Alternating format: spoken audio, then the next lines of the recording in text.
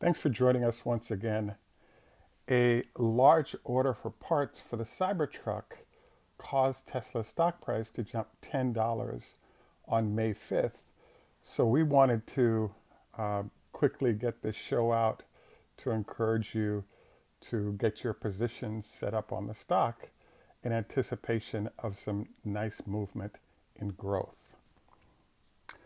This is Greg for Teslafaninsight. Thanks once again for joining us. If this is your first time, welcome. If you're a repeat visitor, welcome back. We also want to thank our Patreon supporters. If you enjoy the show, like more information on better investing and trading, please join us there. So I just wanted to read briefly to you something from Electrek, which is one of the sites that we track regularly. It says, Tesla has reportedly secured a large order of interior parts for the Cybertruck worth hundreds of millions of dollars. There are many eyes on the Tesla Cybertruck production. It has been confirmed that Xi'an Yihua has won orders for all A, B, and C pillars for the Tesla Cybertruck. The parts contract is until 2028, and related sales are expected to reach 300 billion won. 300 billion won is an equivalent of nearly $230 million US dollars worth of interior panels. So I saw the jump in stock price yesterday, and the question was like, what's going on here? And so I wanted to encourage you to take a look at this article in Electrek. It's rather brief, but I think it gets the point across as to why the stock price might jump. So I just want to say congratulations, Cybertruck. Is glad to see you moving forward in progress. We've obviously had the benefit of seeing the stamping machine that was set up for this. We're seeing other elements of preparation in the Texas plant for Tesla for the beginning of production of the Cybertruck. So this is actually really good news. Why would the stock price jump that much that quickly on this announcement? Obviously, there could be other things influencing, but I believe this is the major. Well, let's go back to a show we did about the movement of Tesla's stock price and how growth happens for most companies. So usually you have a trajectory where you start out with your first vehicle, let's say, then you add your second vehicle, then your third or your fourth, with our most significant vehicle being the Model Ys, and the Ys being a very important vehicle because it sort of fits exactly in the marketplace as Tesla's highest selling vehicle, which is also produced in Texas.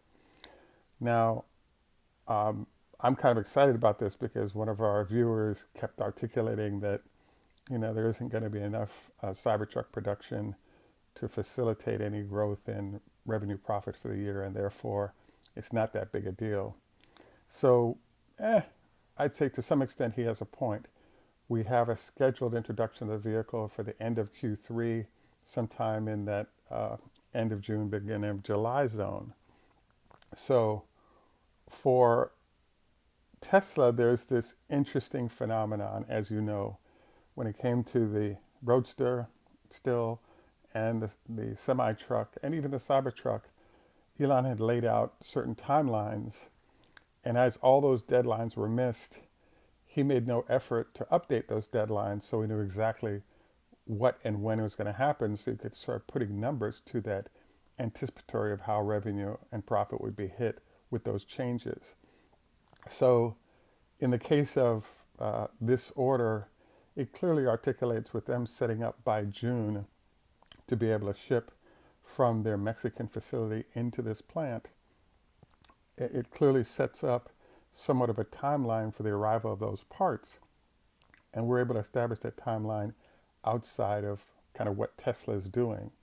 So it doesn't make much sense for you to establish June production or delivery capabilities if in fact, you're not going to be delivering anything of significant numbers for months and months, possibly years.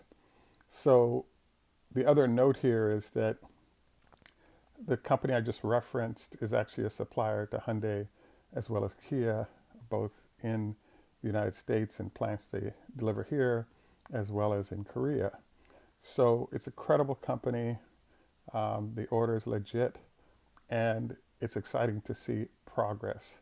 So as I was sort of digressed from the current numbers on Tesla's stock price, revenue, and profit is primarily driven by the assumption that there's no Cybertruck activity until next year. So if we actually have small scale coming out of or parts coming out of someplace else like Mexico, and those parts will increase as we enter the latter part of the year into next year, this gives us some clear signs that we're not going to end up in a, let's say, a roadster situation where nothing happens until next year, and therefore we don't see profit revenue that can add materially to Tesla's growth. So the next thing I'd like to cover is the fact that, as you know, we have different sort of classes of investors. Hedge funds are able to move very quickly, i.e. within minutes, seconds of this news coming out and its anticipatory impact on Tesla's stock price, which you saw the $10 rise. The large institutions obviously move slower, will need time for their analysts to evaluate if this is actually legit, and therefore sort of upgrade expectations, and therefore have reason to sort of step back in and buy the stock. So I think there's an all-around positive here. The one other thing that several people have pointed out to me is that, yeah, this thing's probably not going to sell heavily because it suffers the issue of too unusual looking, number one, and number two, it won't fit in your garage. And that's not true. As Elon pointed out, one of the reasons for the recent delays on the vehicle is they had to downscale the size of the vehicle to make sure it fit in the typical US garage, and therefore, it works. I'm very excited about this development. I think that it's fascinating to watch how this vehicle will flex to different types of customers in very interesting ways. One notable is I actually visited Sandy Monroe, and we started having a conversation about the Cybertruck, and he pointed out that his main focus for it is to get out of is to drive his Cybertruck on hunting trips, and then simply operate on battery power while sort of hidden in an area where there's a heavy traffic of deer or other animals that they'd like to kill. And once that vehicle is sitting there for an extended period of time and there's no movement, the animals have no reason to not keep moving past, and therefore you can simply open up after staying there for several hours, and you now have dinner walking by your vehicle. Whereas if you're in a sort of traditional Jeep or other vehicle, to stay warm during the winter, you'd obviously have to keep the engine flowing, and that would signal to the animals you were there.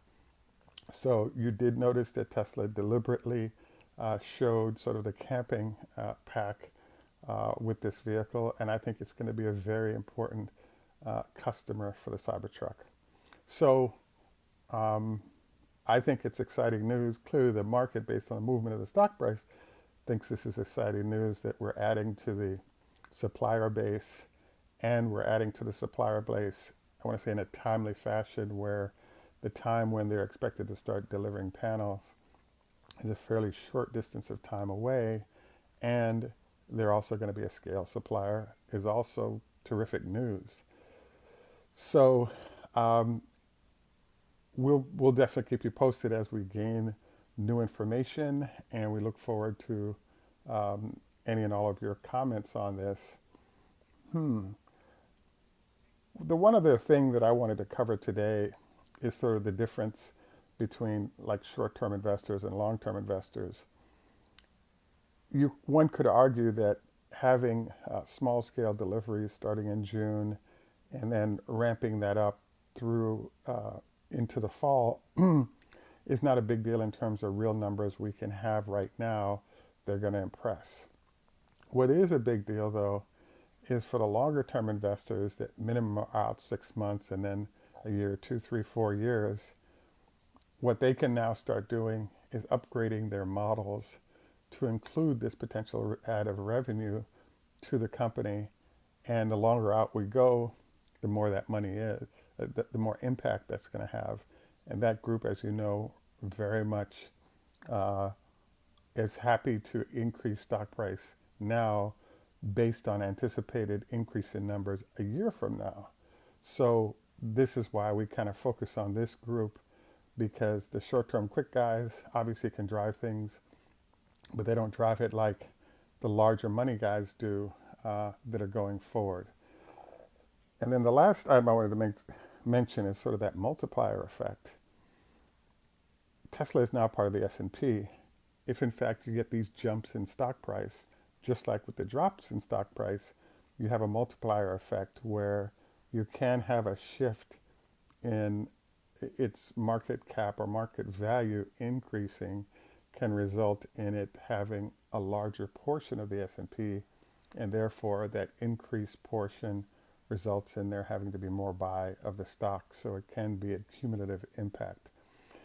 At any rate, I want to thank you for taking time out to join us in this space. Today, we look forward to your feedback on good Cybertruck news, and very much look forward to more good Cybertruck news going forward. Wanted to move on to our health tips for today. So we haven't added a great deal to our health tips recently.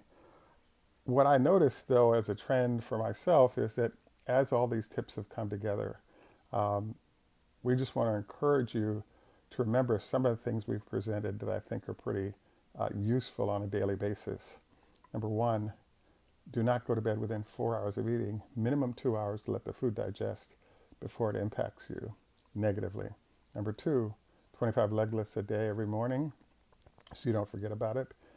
With or without a 5-pound weight, I had a PA tell me that even if you don't have the weights available, the 25 leg lifts would still be impactful if they were done because simply the weight of your leg.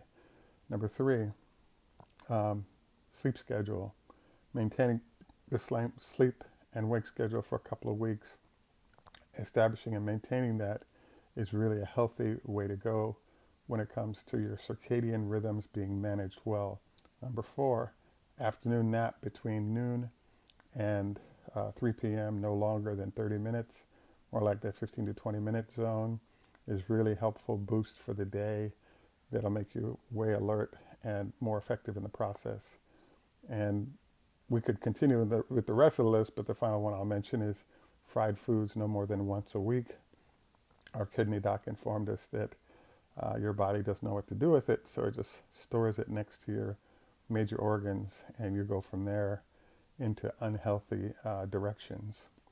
At any rate, wanted to once again thank you for joining us, and I'm thrilled to see we're heading into Cybertruck nirvana here with its additional revenue and profit, and this is going to be, I think it's going to be awesome, particularly some of the add-ons that are going to be done.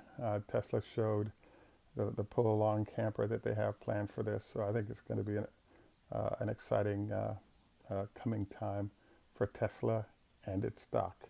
Have a great day, and bye for now.